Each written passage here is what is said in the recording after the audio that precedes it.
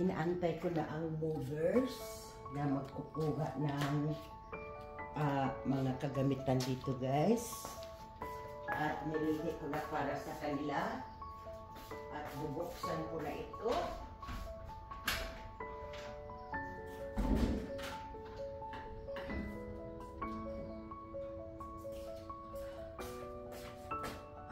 At 3 araw na kami na nagbisihan talaga tuwing hinatid ng anak ko ang mga bata. May mga dala na rin siya papunta doon kasi yung bahay namin, guys, mga 20 minutes from here. So tuwing punta ko naman last week, may mga dala rin ako. At ito na nga, kukunin ng mga ito, ibang kumpanya naman ito, provided ito ng insurance namin. Ito, mga kagamitan sa kusina. Ayun, tinabi ko na. Pero ito yung mga kalat-kalat namin na naiiwan, tinabi ko na rin.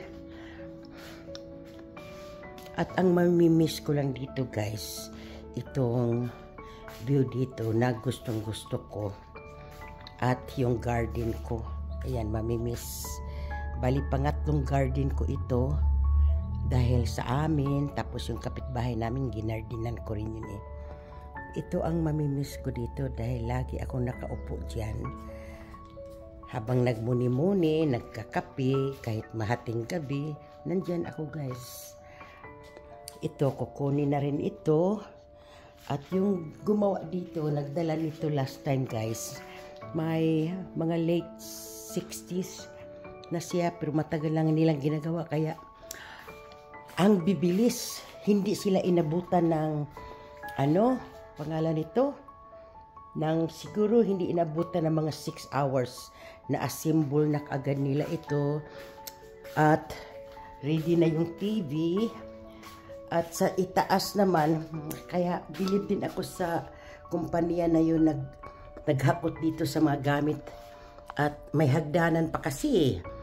Kaya talagang grabe ang bilis. Naglalaban na rin kami kasi baka hindi ma-hook up yung yung washer namin doon sa bahay. Kaya naglalaba kami ng anak ko. At ayan, yung washer and dryer nila dito. Nandito na yan sa bahay. Kaya para pagdalhin namin doon sa bahay, malinis na. Ito, guys, sa kanila ito. Kukunin na rin. At ito, niready ko na. At ito yung mga kukunin nila. Itong bed, yung desk, pati yan. At itong kurtina sa akin ito. At mga silya sa kanila yan. Ibang company pala ito at ibang company din yung nag-move doon sa bahay ngayon. Kaya binagsak nila noong Friday yung ibang gamit. At ngayon ang balik nila. So sabay-sabay sila. May mag-move doon. At dito, ayan, niready ko na, guys. Sila na mag-ayos niyan dahil ikakahon nila yan eh. Pero ito, labahan namin to bago kami babalik sa bahay dahil yun na nga, baka hindi makuhook up ang washing machine. At least hindi kami natambakan ng marumi. So yun, guys, tapos tinabi na namin yung sa amin, pati yung cabinet sa kanila kukunin yan. Kaya yung nagmumove sa amin doon, mag-ibang kumpanya yun. The last time, may dinala sila dito. Yung mga kailangan naming maliliit na bagay, yung pagkain, kasi marami din yung sa mga rep eh. Yung mga damit namin. Pero this time, kami na ang naghakot. Kaya nag-busy kami ng anak ko. Tapos last minute, yun na nga, nagsinaksa ko yung ibang gamit sa asawa ko na kotse. At ngayon nga nandoon siya dahil yung anak ko maghati din yung mga bata. At inaantay ko na lang yung movers guys. At mamaya, pag nakuha na talaga nila ito, linis naman ang gagawin namin ng anak ko. Mamayang gabi pa yun pupunta dito. At doon muna siya dahil yung mga bata nga na nag-aaral eh. Malapit lang kasi doon ang eskwelahan sa mga bata. Ayan din, isa din yan sa dadalhin namin guys, yung mga abubot. At si Charlie nandoon na. Kahapon, dinala na ng anak ko si Charlie. At kami na lang mag-asawa dito ang natira. At wala nga mahigaan doon, kaya hindi namin inaabala na yung movers doon para ma-assemble na agad nila yung bed. At mga bata pa yung mga gumagawa doon, yung mga movers. Pero believe ako sa makukupad guys, yung mga bata na yun. Alam mo na, yung nasa sila, under 30s, maraming chat-chat. Kaya sabi ko, wag nang papuntahin dito at masayang yung oras. Gusto ko ma-hook up na nila at ma-assemble na lahat. Kaya yung anak ko, inaagapan yung mga boxes para hindi kami maiwanan ng boxes. So, very soon darating na yung movers dito. Ang hindi ko lang nagustuhan dito guys, maliit yung kusina at hindi siya convenient sa amin ng anak ko nga dahil ang tataas ng mga cabinet nila. At yun na nga, sinasabi ko, para lang makita ko ang aking ginagawa or maabot ko hanggang doon. Hindi na nga namin nilagyan ng mga grocery yan dyan. Yung mga itaas, wala na kami nilagay dyan. At meron akong bangkito. Nasabi ko na sa inyo, diba? Tuwing may aabotin ako guys. At yung oven, hindi na rin namin ginamit para wala kaming linisan.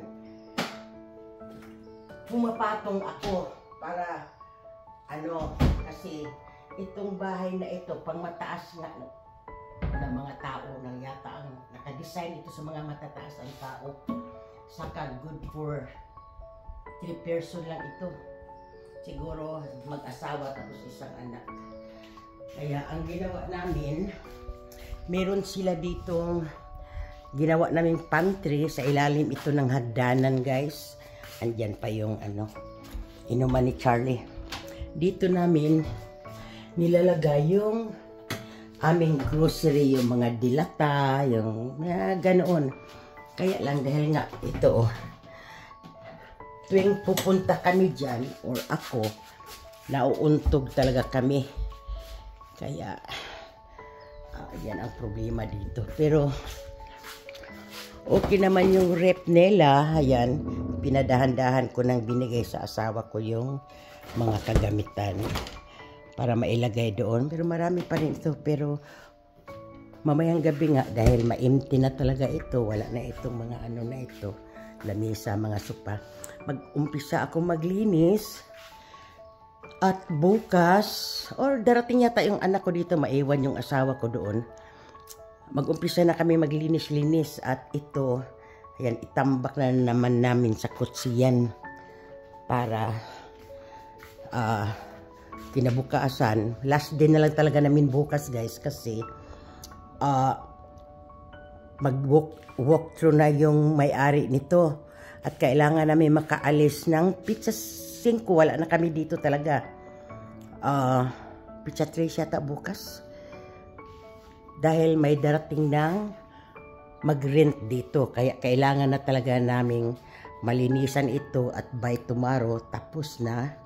At sa Wednesday, walkthrough na lang sa may-ari dito. So, it's a quiet adventure sa amin ito. Dahil, tinagurian kasi rin itong famous na lugar guys, Ace Lake. Kung isi-search nyo, Ace Lake ng San Diego. Kaya, thank you, Ace Lake. maganda dito guys dahil ang tindahan andyan lang sa likod na yan. Oh, walking distance sa baba lang dyan. Andyan na yung mga tindahan, pati bangko namin nandyan na. Kaya yun ang pinaka convenient ko dito sa amin, except sa asawa ko na nabubugnot araw-araw, wala akong magagawa dahil ayaw niya dito.